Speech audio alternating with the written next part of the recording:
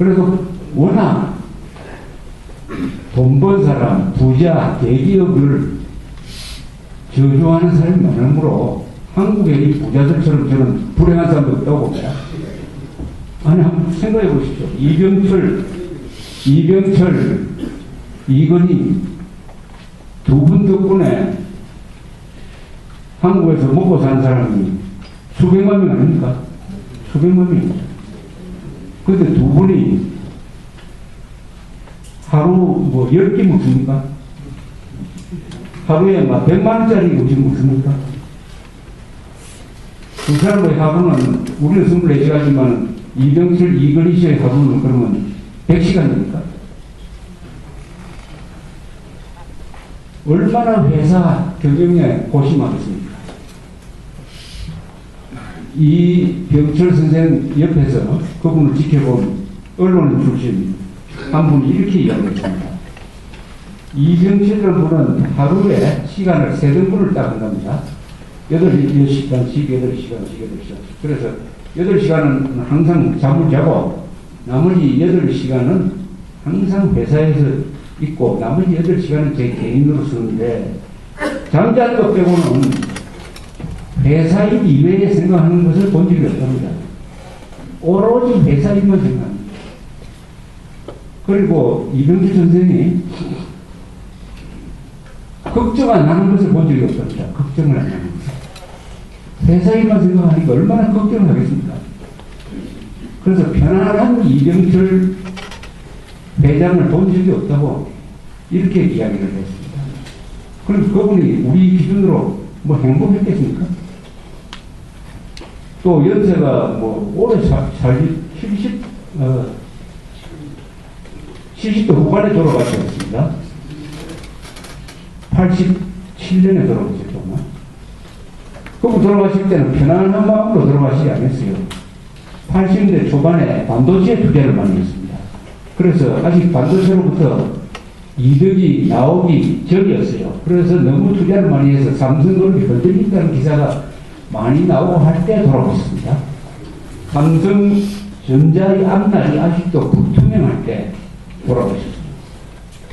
그럼 그때 이병철 회장과 이건희 회장 두 분의 결단으로 반도체에 대한 모험적 투자를 안 했더라면 한국을 어떻게 되겠습니까? 오늘날 한국은 없습니다. 반도체 안 나갔다. 그 다음에는 아마 스마트폰 쪽으로 가지 못했을 거예요. 반도체, 그 다음에 스마트폰, 이런 쪽으로 계속 진화해 왔지 않습니까? 이건희 회장도 마찬가지 아닙니까? 이분 삼성전자가 세계에서 세 번째 큰 공장이 되고 연간 200억 달러의 수익, 이익을 올리고 연간 2천억 달러의 매출액을 올려도 항상 화두가 올해는 앞으로 5년 동안 삼성전자가 뭘로 먹고 살지 앞이 캄캄하다 이런 이야기를 합니다. 그러니까 삼성전자 사람들은 그 위대한 성취에 대한 만족감을 느낄 시간도 없이 계속 밤낮없이 일을 하고 이렇게 하지 않으면 기업이라는 것은 생존할 수가 없는 이 무한대의 세계적 경쟁 속에서 그 지휘를 했던 분이 뭘 나쁜 짓을 했기에 이렇게 저주하고 이렇게 대기업을 내려앉히는 걸 가지고 유명해지려고 하느냐 그런 생각이 듭니다. 그래서 이 사람이 딱 정리를 했어요. 재벌 기업이 공개된 기업이 돼서 투명하게 경영을 하고 프로 집단이 경영에 참여하면 그 회사가 가장 경쟁력이 있다는 것을 한국의 삼성, 현대, LG가 잘 보여주고 있고 이 덕분에 한국이 금메달리스트가 됐다. 금메달 국가가 되었다. 이렇게 이야기를 했습니다. 그런 점에서 일본과 대만을 다시는 젖히고 이기고 있다. 우리가 지금 생각하는 것보다 정 반대입니다. 옛날에는 100만 장자라고 했는데 요새는 밀리언웨어가 아니라 빌리언웨어라는 말이 있습니다. 빌리언, 10억, 빌리언웨어니까 뭡니까? 10억 달러. 10억 달러 이상을 가진 부자들, 이런 뜻이죠. 빌리언웨어. 10억 달러 이상을 개인 재산을 소유하고 있는 사람이 그 나라에 몇 명이나 되느냐. 러시아는 한 100명입니다. 우리나라에서는 16명입니다. 16명. 전체 부의 한 4%를 우리가 가지고 있습니다. 그런 점에서 한국의 부자들은 그 부자 숫자로도 적은 편이라고 해요. 그만큼 한국은 소득 배분이 비교적 평등하게 되어 있는 나라다. 그런데 외국 부자들은 어떻습니까? 말 타고 다닐 정도로 대저택을 가지고 있고, 자가용 비행기 가지고 있고, 호화롭게 삽니다. 한국 아마 재벌이 그렇게 살았다 하면은 일주일도 못 견딜 거죠. 들고 일 나가지고. 그만큼 부자가 조심하는 나라다. 부자가 조심하는 나라다. 이렇게 이야기를 하고 있습니다.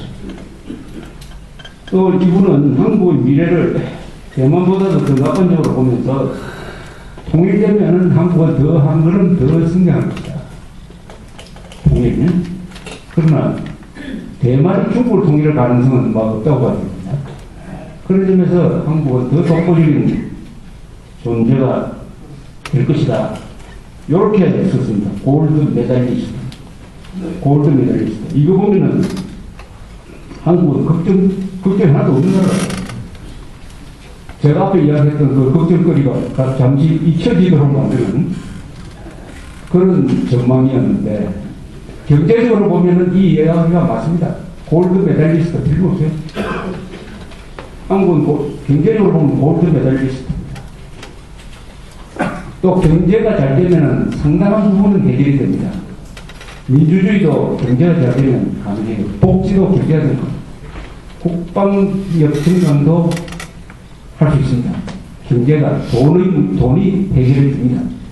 우리가 살 때도 부부 간의 사이가 나쁘고 고부 간의 사이가 나쁘고 부자 간의 사이가 나쁘고 하더라도 돈으로 대부분의 문제를 해결할 수 있습니다. 돈으로. 전부 다는 아닙니다. 그러나 돈으로 대부분의 문제를 해결할 수 있습니다. 그런 점에서 한국의 경제가 이렇게 잘 되고 있다.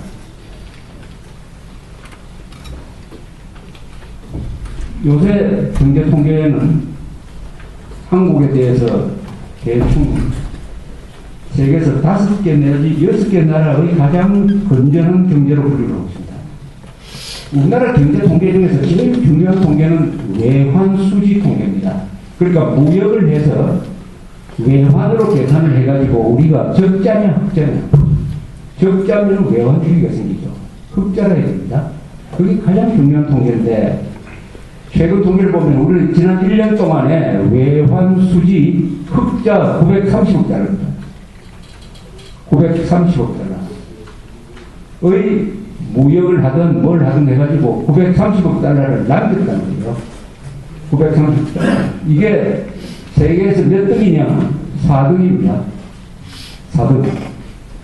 1등은 어디냐? 독일이에요. 독일. 2등은 중국입니다. 3등은 기름을 많이 파는 사우디아라비아. 4등이 한국입니다. 4등. 그럼 일본 어디 갔느냐? 항상 1등 하는 일본 어디 갔느냐? 일본은 우리 뒤로 갔죠. 왜 그렇습니까? 일본이 왜 이렇게 줄었죠? 외환위기가 온 것도 아닌데, 일본이 왜 그렇게 됐습니까? 3월 11일, 2010년 3월 11일에 있었던 대지진입니다. 대지진으로 해서, 2011년이죠. 대지진으로 해서 원자력 발전소 50개를 다 문을 닫아버렸습니다. 우리나라 원자력 발전소 23개입니다. 우리나라 원자력 발전소 다 문 닫은 거 이렇게 있어요. 일본 원자력 발전소를 다 문 닫아버렸어요.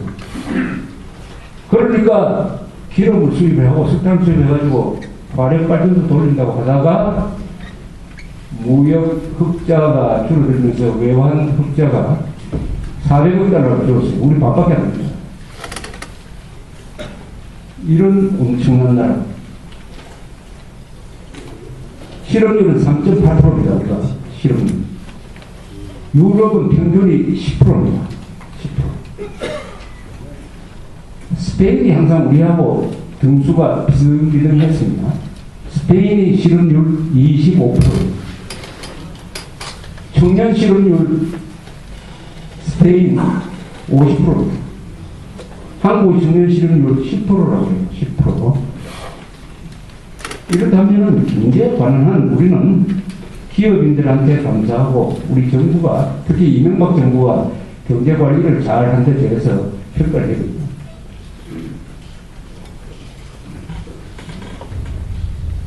그런데 이제 그럼 경제만 잘 되면은 한반도에서 문제는 없느냐 아니면 걱정 실험을 다 놓아도 되느냐가 아니죠.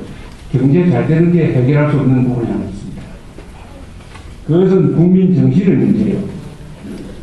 그것은 아까 말씀드렸던 대로 건국 대통령 140주년 기념하는 행사가 없고 민족 발익자의 태어나서는 안 될 인간의 생일은 태양절이라고 하면서 축혀주고 하는 이런 언론과 이런 정치, 천안함 복심을 5년 뒤에 아는 것을 무슨 자랑처럼 여기는 이런 사람이 대통령이 될 뻔했다는 이런 이런 것이 있으므로 앞에 말씀드렸던 이 경제가 잘 된다는 것, 여기에 마음 놓고 있다가는 큰일이 난다 하는 것을 극적으로 보여주고 있다고 생각합니다.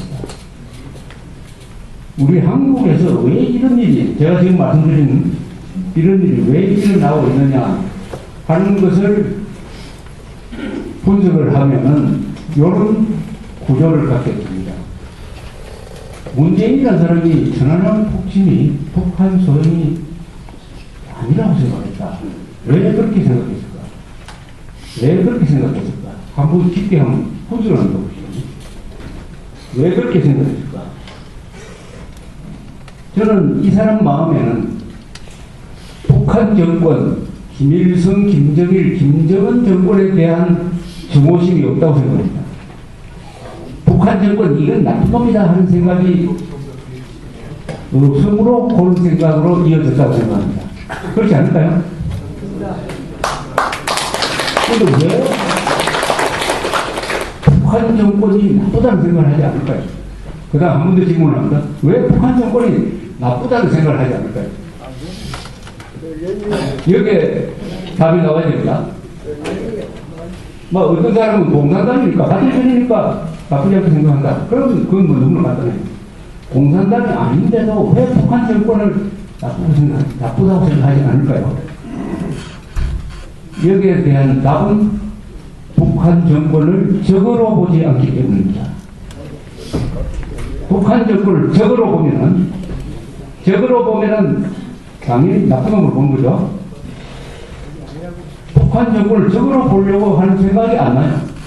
오히려 대한민국이 적으로 보이고 이승만 박정희가 적으로 보이고 미국이 적으로 보이고 대기업이 적으로 보이는 사람들이 있어요. 자, 북한 정권을 왜 적으로 보지 않습니까? 공산당이 아니라면, 공산당이라고 하면 그거 설명할 필요가 없습니다. 공산주의자는 북한 정권을 적으로 보지 않죠. 같은 편으로 보는 거죠. 공산주의가 아닌 사람 중에서 왜 북한 정권을 적으로 보지 않을까요?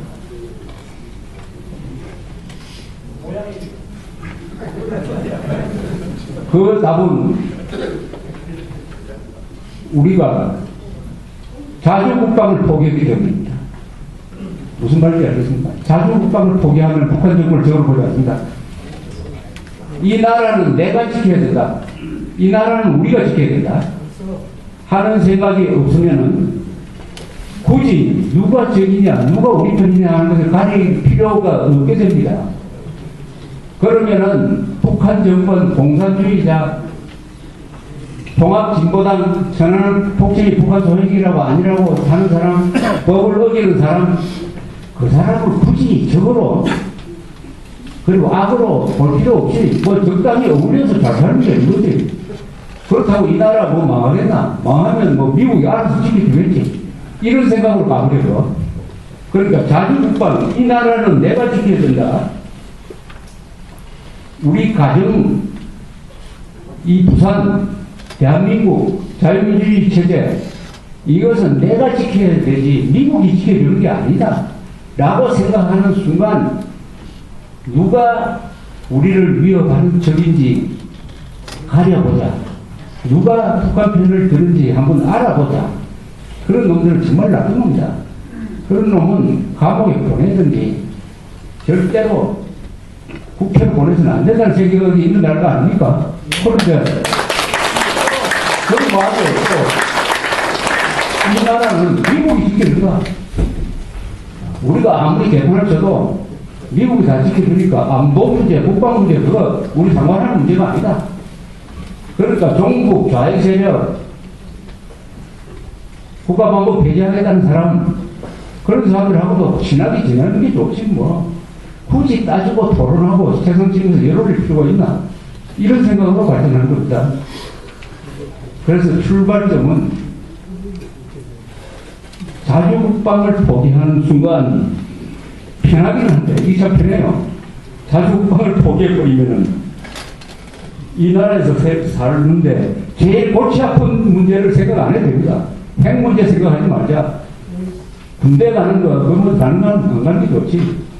종북 좌파 세력, 버벅이는 놈들, 그건 뭐, 내만 눈 감으면 그만이지. 그거까지 굳이 따질 필요는 마음 편해요. 마음 편하면은, 할 일이 많으니까 돈 오로지 막 즐기는데, 성형수술하고 해외여행 가고, 좋은 음식 찾아다니면서 먹고 하는데, 전력을 다 하면은 참 즐겁게 살 수 있습니다. 그러나 그렇게 하는 순간부터 이제 독약을 먹게 돼가지고 몇 개가 없어질 겁니다. 피와 구분이 없어질 겁니다. 적과 동기를 구별하지, 그 다음에 적과 동기를 구별하지 않으면 선과 악을 구별하지 않죠. 누가 나쁜 사람이냐, 누가 좋은 사람을 구별하지 않습니다. 그리고 어떤 사건이 났을 때 뭐가 진짜냐, 뭐가 거짓말이냐 하는 진위 구별을 할 필요가 없어요. 천안함 폭침, 뭐, 알아듣는 사실인데, 그게 미국인지 북한인지 모르겠다. 관심 없다. 이게 되는 거죠. 그러니까 진위 구별이 안 되고, 피하 구분이 안 되고, 선악 구분이 안 됩니다. 그러다 애국심이 없어질 거예요. 그 다음에는 악을 보고도 분노하지 않고, 고마운 일을 한 사람, 이승만, 박정희, 트루만, 미국, 국군, 대기업에 대해서는 고마워하는 마음이 잘 없어질 거예요. 오히려 미워하는 마음이 들어옵니다. 이렇게 돼가지고 사람이 정신적으로 도덕적으로 붕괴되거든요. 그런 사람이 못할 짓은 없어요. 아무리 창피한 짓도 합니다. 천안함 폭침 5년 만에 처음 받았다고 하면은 국민들한테 그동안에 피해를 끼쳐서 미안합니다는 이야기 해드리는 게 아닙니까? 인간이라고 하는 거죠. 그런데 그걸 자랑인 것처럼 이야기합니다. 자랑인 것처럼. 자랑인 것처럼. 1 더하기 1, 대학생이 1 더하기 1이 2라는 것을 비로소 알았습니다 하고 자랑스럽게 이야기합니다. 그런데 언론을 비판하지 않고 공개들이 가만히 있어요. 그 말 듣고. 아, 좋은 게 좋다. 그거 잘 됐다. 잘 됐다. 이렇게 해요. 그래서 이 문제는 한국에 이제 3대 문제가 눈앞에 딱 다가왔어요. 그런 전제하에서 첫째, 북한의 핵미사일 실전 배치. 이제는 저는 한 몇 년 전부터 그 이야기를 했는데 여기서도 여러 번 했어요. 그 이야기 들으실 때마다 이게 사실일까 하다가 이제는 저보다 더 확실하게 미국에서 전문가들이 미국 정부 쪽에서 이야기를 하기 시작했어요. 북한 핵미사일 실전 배치했다. 누르면 5분 만에 서울에서 터진다. 한국은 막을 방법 없다. 김정은이가 미치지 않기 때문에 우리가 지금 살고 있다 하는 상황이 확실해졌습니다. 확실해졌습니다. 이거를 우리 정부와 국방부가 아직도 축소하고 있습니다. 좀 심하게 말하면 은폐하고 있습니다. 북한이 핵 소형화 기술이 발달했다. 이 정도만 이야기합니다. 그렇게 이야기하는 사람들이 잘 모르죠. 북한이 핵미사일 시스템 배치해서 휴전선 북방에 배치했습니다. 누르면은 10분 만에 서울상공에서 터지는데 북한이 최소한 10개 이상 갖고 있습니다. 10개가 폭발하면 한 500만 명 죽습니다. 막을 방법 없습니다. 국가생존 차원에서 앞으로 요런 조치를 취하겠습니다. 이렇게 이야기해요. 그런데 그런 이야기를 하고 남자의 상황에 대한 자신감이 없는 것 같아요. 그래서 미적미적되고 있습니다. 그러다 잘못하면 이거 박근혜 대통령 뒤집어쓸 수도 있습니다. 왜 진실을 못했느냐? 왜 외국을 쪽으로 나는 소리 하면서 대비를 안 했느냐? 선조 꼴이 날 뻔했습니다. 선조. 여기에 대해서는 우리 국민대표를 올라가지고 이제 진실을 이야기하라고 해야 됩니다. 진실. 이 진실은 보통 진실이 아니에요. 우리가 항상 수도권을 위협하는 것은 북한이 전선에 배치한 장사포라고 이야기했죠. 그것은 핵 위협에 비교하면 아무것도 아닙니다. 핵은 절대 무기죠. 손한 순간 우리도 죽고 손 사람도 죽을 가능성이 많아요. 또는 우리는 죽은데 손 사람은 안 죽을 거라고. 핵에 관한 원리가 있습니다. 저기 핵무장을 하면 반드시 핵무장을 해야 전쟁이 일어나지 않습니다. 미국이 핵무장을 하니까 소련이 핵무장을 했기 때문에 냉전시대에 전쟁이 안 일어났어요. 인도가 핵무장을 하니까 파키스탄도 핵무장을 해버렸습니다. 그전에는 전쟁이 4번 일어나가지고 파키스탄이 계속했어요. 양쪽이 다 핵무장한 뒤로는 전쟁이 안 일어납니다. 일어날 수가 없죠. 이렇게 하면 또 머리 좋다는 사람이 이렇게 물어요. 소련이 그러면은 핵무기가 없어서 무너졌습니까? 이렇게 이야기합니다. 그럴듯하게 보이죠? 이렇게 물으면 돼요. 좀 말 잘했는데. 그럼 소련은 핵무기가 있고 미국은 핵무기가 없는데 소련이 무너졌겠습니까? 무너졌겠어요? 미국은 핵무기가 없고 소련만 핵무기를 가지고 있는데 소련이 저절로 무너졌을까요? 한국에 핵무기가 없고 북한에 핵무기가 있는데 우리 마음대로 통일할 수 있습니까? 우리가 흡수될 가능성이 더 높죠.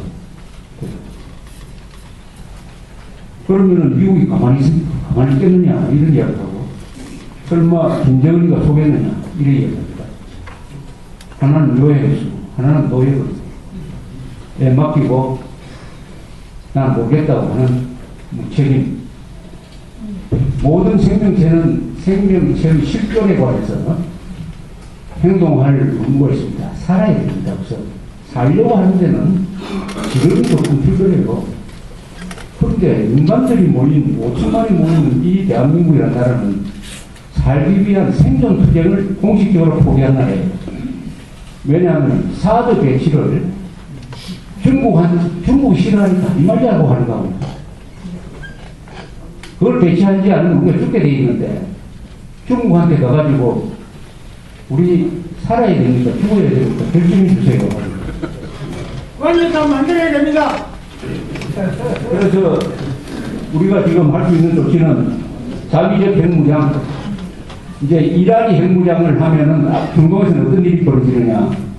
사우디아라비아는 파키스탄이 핵을 많이 갖고 있어요. 그 중에 몇 개를 가져옵니다. 사옵니다. 파키스탄의 핵무기는 이슬람 국가 최초의 핵무기예요. 그것은 이슬람 국가들한테 주기로 되어 있어요. 이란이 핵무장하면. 그 다음에 이란이 핵무장하면 터키하고 이집트가 가만 안 있을 겁니다. 원래 그렇게 해야 돼요. 근데 한국 사람만 그동안 행운이 계속되었으므로 이 핵 위기도 운 좋게 넘어가겠지. 이렇게 생각하고 있습니다. 운 좋게. 그래서 또 다른 기적을 바라고 있는데 기적이 계속되면 그 기적 아니죠. 기적은 몇 년에 한 번씩 있어야 기적이지. 한강의 기적으로 충분합니다. 한강의 기적 이외에 또 다른 기적을 바란다면 그건 아주 나쁜 사람입니다.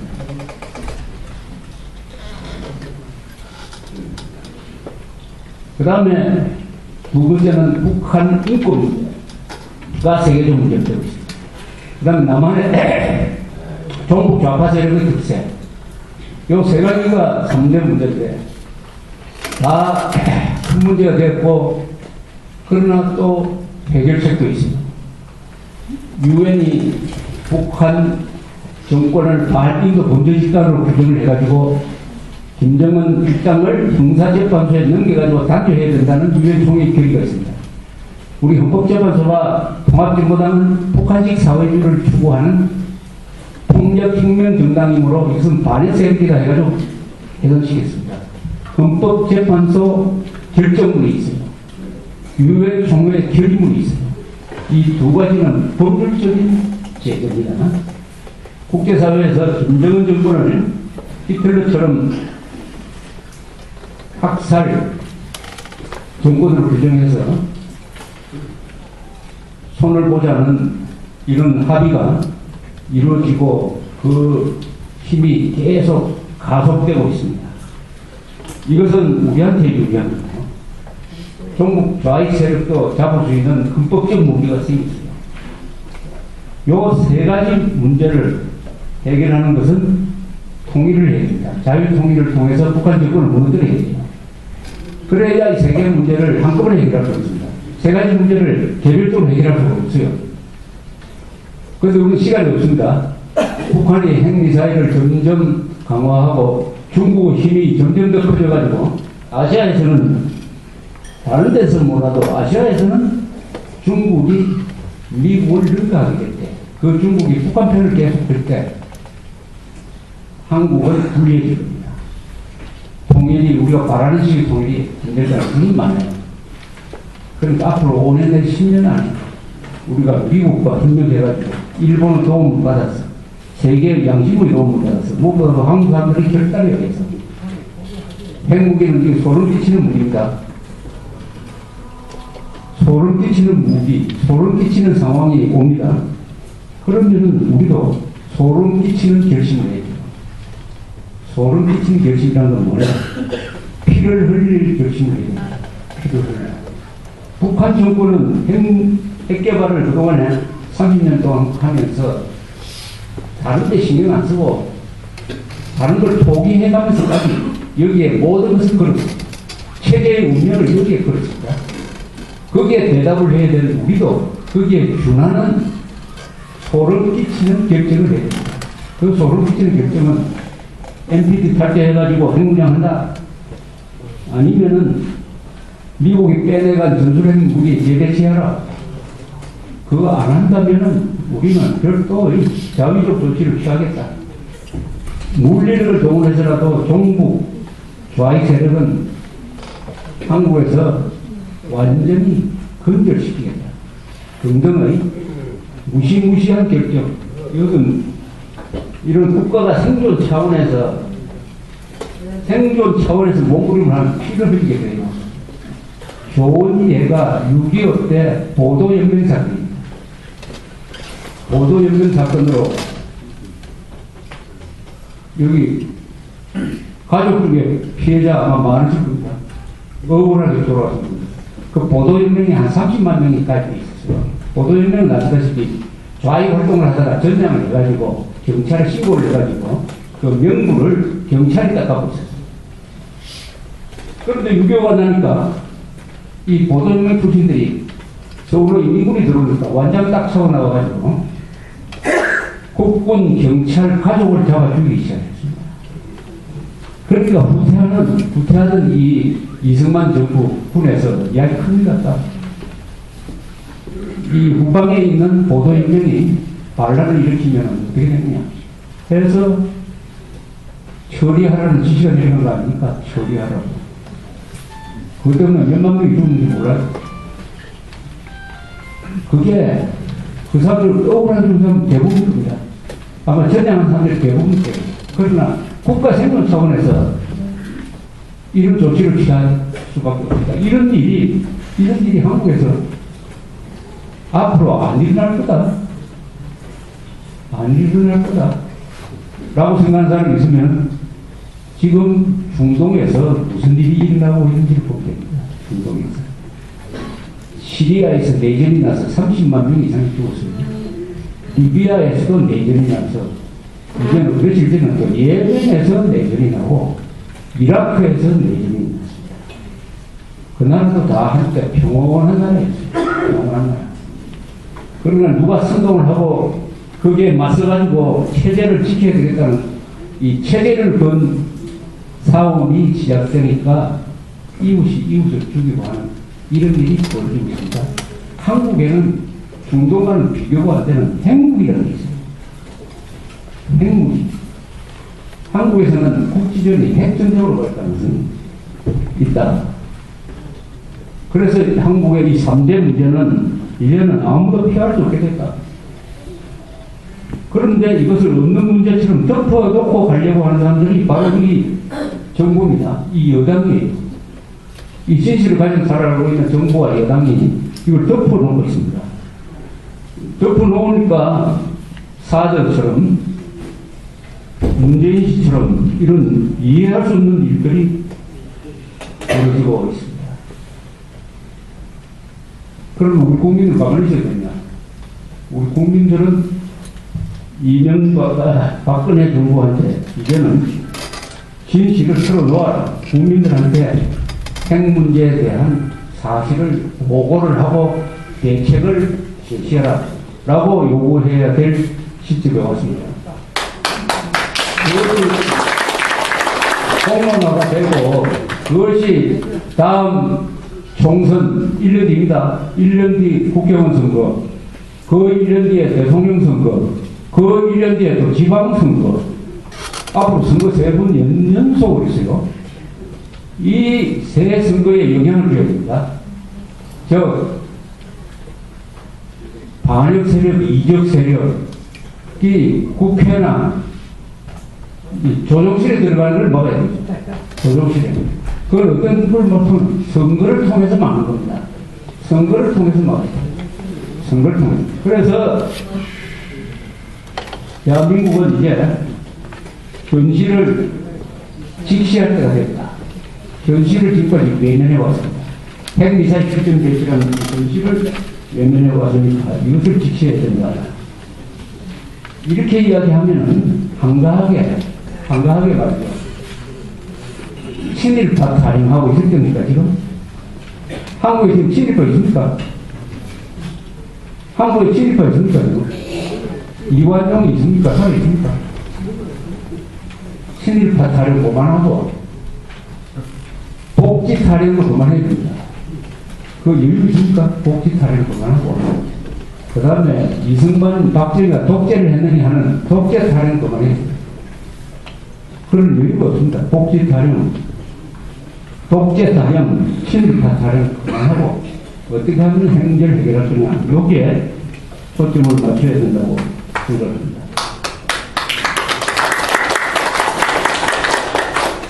지난 한 달 사이에 우리 조합재 다툼이 낸 책을 하나 소개해드리겠습니다. 이 시집인데 김수진이라는 이 탈북자가 조합재 다툼을 찾아 연락이 돼가지고 시를 하나씩 쓰기 시작했습니다. 이 시를 통해서 제가 공부를 많이 했습니다. 아직도 북한의 지방에서는 굶어 죽는 사람이 있습니다. 아직도. 이 평양에서 온 탈북자만 만나면 북한이 실제보다 좀 괜찮은 것처럼 보입니다. 이 사람은 도서관에서 사설을 했어요. 김수진이라는 분. 이분은 시를 통해서 북한도 이야기하지만 한국 사람한테도 이런 메시지를 씁니다. 그래서 그 제목을 제가 천국을 찾지 마시라 국민이여 우리의 대한민국이 천국이다. 이런 제목을 뽑았는데 북한 사람 입장에서 본 대한민국은 북한 사람 눈으로 본 대한민국은 어떤 나라일까? 아까 제가 미국 금융 전문가의 눈에 비친 대한민국은 골드 메달리스트라고 했습니다. 그럼 북한 사람들 눈에 비친 이 대한민국은 어떤 나라일까? 이 사람이 쓴 시가 있어요. 제가 한번 읽어드리겠습니다. 이 사람은 북한에서 한국에 와가지고 나이가 한 50대 초반인데 한 딱 첫 인상을 쓴 것 같아요. 저 절비하게 늘어선 아파트, 바늘 같은 내 눈이 찌르는 사이로 웃음이 퐁퐁 뒹구는 아이들의 놀이터, 추억을 실어오는 노인네들의 쉼터, 내 마음의 가장 아픈 구석들을 포근히 감싸 안아준다. 기상천외한 저 도로들은 무슨 말을 더해야 찬양에 보태지냐. 내 큰 눈을 아무리 크게 떠도 다 못 담을 대한민국이여. 그냥 입에서는 천국만이 흘러간다. 먼 곳을 돌아본 것도 아니다. 내가 사는 아파트, 가장 평범한 국민들이 사는 곳, 그곳이 천국일진데 천국을 찾지 마시라 국민이여. 천국에 살아. 천국을 잊고 사는 사람들. 우리의 대한민국이 천국이다. 이거 보시고 젊은 사람들한테 하나 선물을 주세요. 그러면 대한민국에 대한 고마움, 선배 세대들에 대한 고마움, 그리고 북한 정권에 대한 이 미움이 아마 삭힐 것이라고 생각을 합니다. 오늘 이야기 여기서 끝내겠습니다. 감사합니다.